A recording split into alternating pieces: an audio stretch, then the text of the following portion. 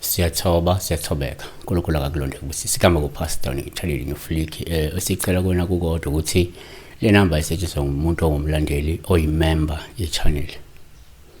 If you are not a member, you are not a follower, desist from using the number.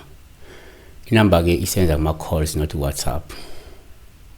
Sibheka la maybe sisibongile 436 with morning pastor ngiphupheke ngigijiswa yinja emhlophe encane ngiyabonga.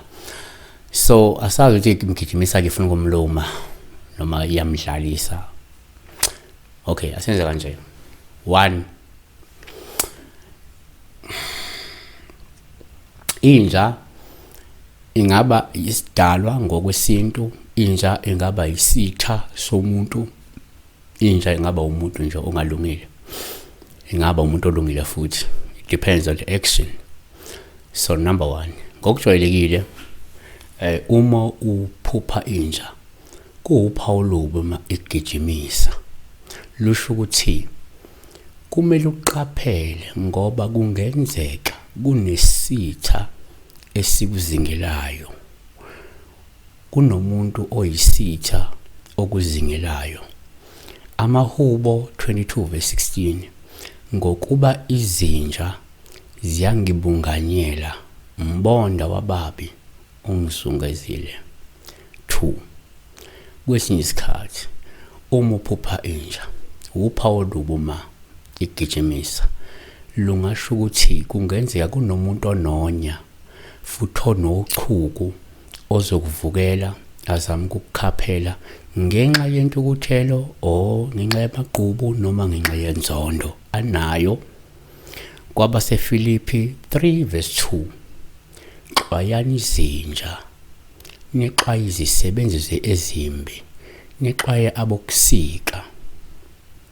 Isambulo 22:15 ngaphandle kukhona izinja nabathakathi nezifebe nababulali nabakhonza isithombe nabo bonke abathanda nabenza amanga. 3, kuyenzeka uma uphupha inja kuba uphawu lubi uma ikugijimisa. Olusho ukuthi kungenzeka ufunwa phansi phezulu amaphoyisa uma kungukuthi unecala olenzile. Uyabona? Amahubo 143:3 ngokuba isitha siyazingela umphefumulo wami, sicindezela phansi emhlabathini ukuphila kwami, singihlalise etilongweni elimnyama njengabakade bafa.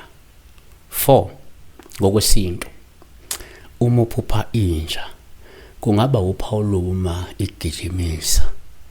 Olungasho kungenzeka kunesidalwa esizama ukusondela kuwe kodwa wena uyasiziba futhi awusinaki.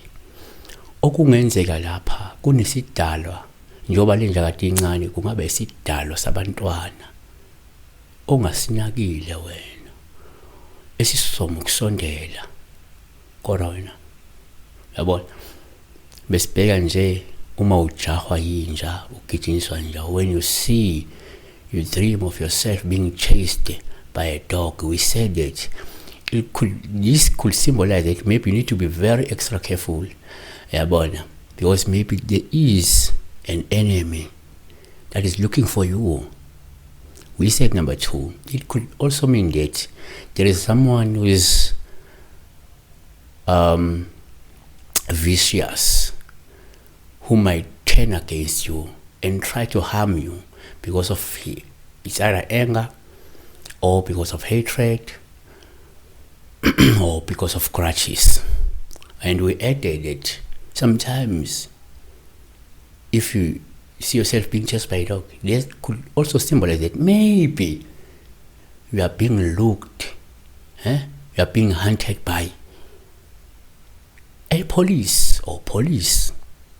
Well, then we then said, ngokwesintu, traditionally so, When you see yourself being chased by a dog, and when you are running away, or when you're just moving and the dog is running behind you, then maybe there is an ancestor that is trying to get closer to you. And when you are busy ignoring that lousy, that stalwa,